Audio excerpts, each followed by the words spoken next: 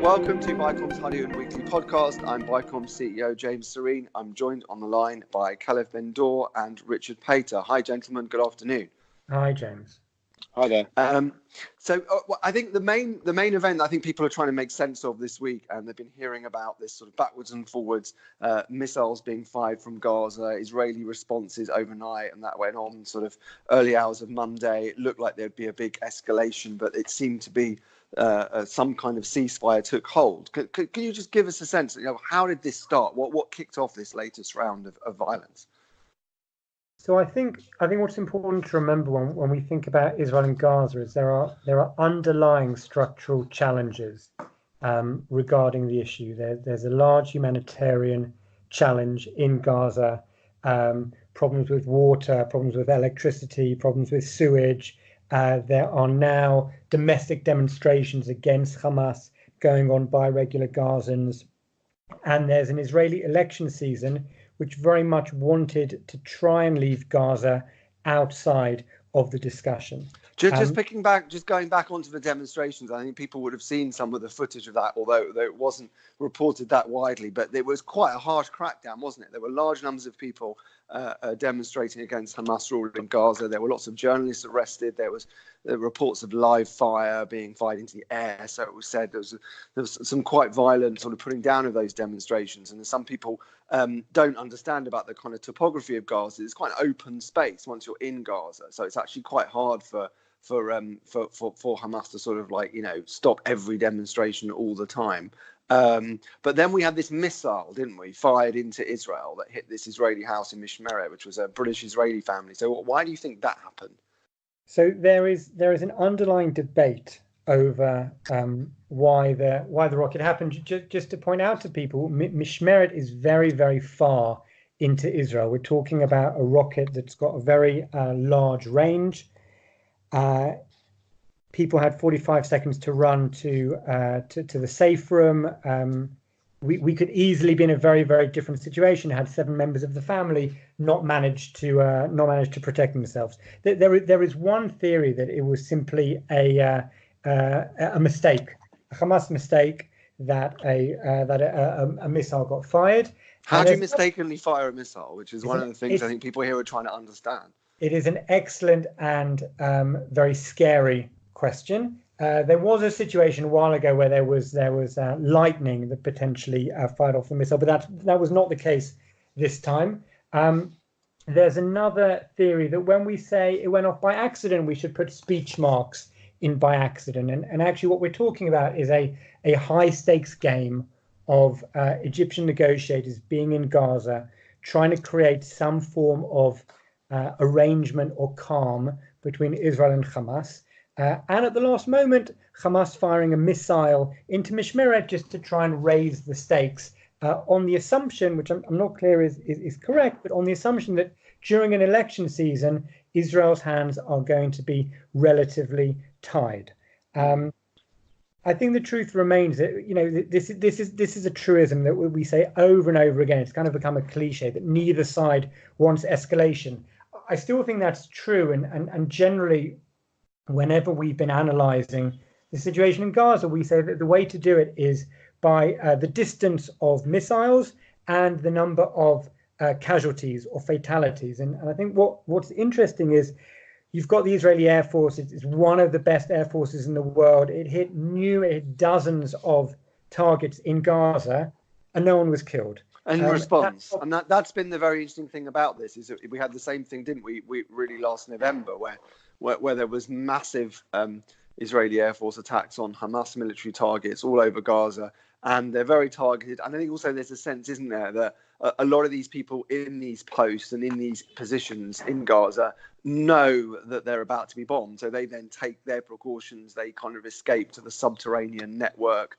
And they get out the way, and that potentially also limits the casualties. But certainly Israel is trying very hard not to do that. And it looks like a very formulaic response, doesn't it? And we saw that again this week. So hitting the same kind of targets, no fatalities, very few injuries. And we sort of, that seems to be the response again. And then we have this position where we reached some kind of ceasefire. So where do we think we are now? Well, I was just gonna add the other aspect of that same kind of calibrated response can also be seen from the Hamas side this week. That after Israel struck back, as you say, kind of real estate targets, and kind of symbolically they hit Ismail Haniyeh's office, which kind of the Israeli media is comparing to the idea of striking the Prime Minister's office in Jerusalem, kind of as a high real estate target, but without drawing life. Similarly, Hamas also responded with short-range rockets, which I was talking to Israeli security experts yesterday, also kind of is their interpretation of keeping the flames relatively low by hitting and obviously there's great anger amongst the communities. I was down south on the Gaza border yesterday talking to security officials and residents, and the residents have a lot of anger that despite the security apparatus being satisfied that they're only firing in the short range, it is Israeli civilians in that area that are bearing the brunt. In terms of answering your question about kind of where we are now, this is an all too familiar pattern that we will wait and see depending on the level of ferocity of the crowds tomorrow and on this afternoon, this evening, and tomorrow on Saturday, depending on kind of how much they are intent to breaking through the fence, will then elicit the response from the IDF, first with non-lethal means, and then if there's no other choice, with sniper fire. Depending on the number of fatalities, will then assess how Hamas will respond. Will it be again a small amount of rockets on the Gaza border area? Will they expand their range to the big population centers of Beersheba, Ashkelon, Ashdod? In which case, the IDF have built up reinforcements that can then, at that stage, it can escalate further with more intense Israeli air fire, which also could then also be seen as calibrated as whether they will decide to strike human targets as well. Can I just ask a question? I think this is for people to try and really understand, is what is the next level of the Israeli response? So I think there seems to be it's a bit black and white. Like either you're just hitting loads of targets from the air, or you move in on the ground. And you've talked before, Richard, about maybe the next level of response is you really start hitting hard the kind of things you were talking about, like Haniyeh's office and places like where they're the Hamas political headquarters, and you start to actually hit not just the military targets, but also their sort of governing infrastructure. But beyond that, what is the next level? How does Israel up the ante? I think sadly, crudely, the upping the ante is also taking a cost of life of targeting Hamas forces. In the past, in other rounds of fighting, we've seen Palestinian police forces being targeted. We've seen Hamas military commanders being targeted, and I think that's the next stage. That there's only so it's actually taking high value targets and actually saying, we're going to take out senior people. Well, I think there's a stage before that. I think taking out lower level forces, people that are striking at people that are launching the rockets, people where they know are known Hamas militant operators, before they actually go for more senior commanders. But that's the graded step.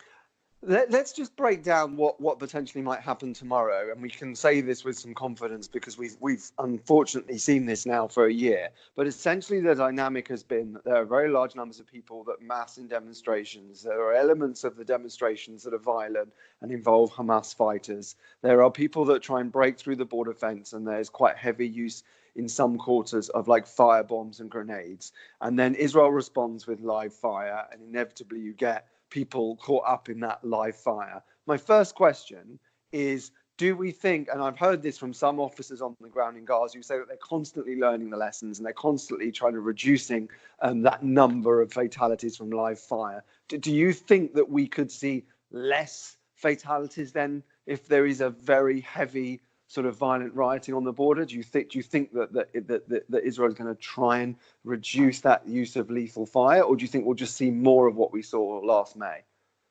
Well, I asked a similar question to one of the security officials I met with yesterday, and they were at pains to point out that they will never issue the order to fire on women and children and innocent people, and they are making every effort only to strike at genuine, what they consider terror targets, and even those people to be aiming at the ankles, not to necessarily kill them, but just to prevent them being able to breach the fence. What I didn't hear was any new tactic that they've developed. It seems to be the same modus operandi. It's only, by the way, there are only two commanders. There are two colonels on the ground there in the northern sector and the southern sector who have the ability to issue the command for live fire. So they're very careful. It's very orchestrated in how and when that is deemed the appropriate. But I haven't seen any new versions of response, rather than, as you said, before we get to the live fire, using tear gas and other ways to try and push back an angry mob of crowd dispersal.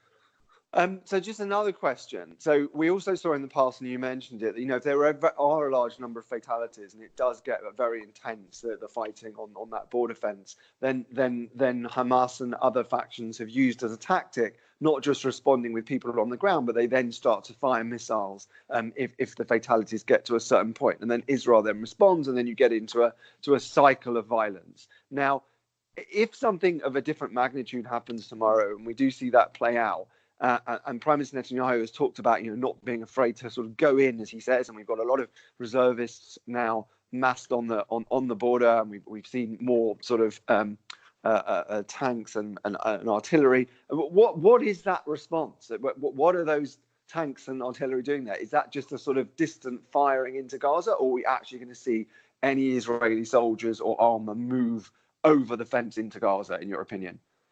I think there are a number of options available to the IDF, and there are contingency plans built kind of on an escalating potential scale of what they can do. I would also say, maybe slightly cynically, that part of the build-up, again, which I saw with my own eyes, of the artillery waiting on a kind of a standing point 2 or 3 kilometers from the border, part of that is also for the consumption for the Israeli public. Actually, Netanyahu is under a lot of pressure for not having hit them harder beforehand. He has been incredibly restrained. This is at least how it's been perceived in the Israeli public, that the Israeli government has showed an enormous restraint compared to what Hamas has done. As we said, firing 2 or 3 long-range missiles into the Tel Aviv area in the last 3 weeks, and haven't elicited a kind of a proportional response yet. So partly it's there for posturing, but also as the scenario that you play out, if we do get into a situation where I think there are serious breaches of the fence and or rocket fire beyond just the immediate vicinity of Gaza Strip, then they have the capacity, first of all, to expand the airstrikes substantially. They can be augmented by ground fire, and even potentially ground troops. But I don't think we're there yet. I mean, essentially, if you look at the political calculations, it's a lose-lose for Netanyahu. I mean, I wrote an article this week. I basically concluded that there are no good options here. I mean, either he keeps it just responding with hitting Hamas targets, and everyone says he's weak. The polling in terms of people's assessment of his handling of Gaza is exactly the same as it was after last November. Just under a third saying that they're satisfied with his handling of the situation in Gaza, and nearly 2/3 saying they're not satisfied. And that's a very large number of people. If he has a tougher response and he sends in troops and soldiers start getting killed, or there is very heavy bombardment of Israeli cities and civilians are killed, then he loses there. So there isn't really a way for him to get through it. Other than just to keep doing what he's been doing, which is what we've been saying, like try and keep it calibrated, kind of keep it not from escalating too high, and just hope that it sort of dies down. I mean, we're 11, 12 days away from the election. Calev, you had this theory about the weather that you wanted to share.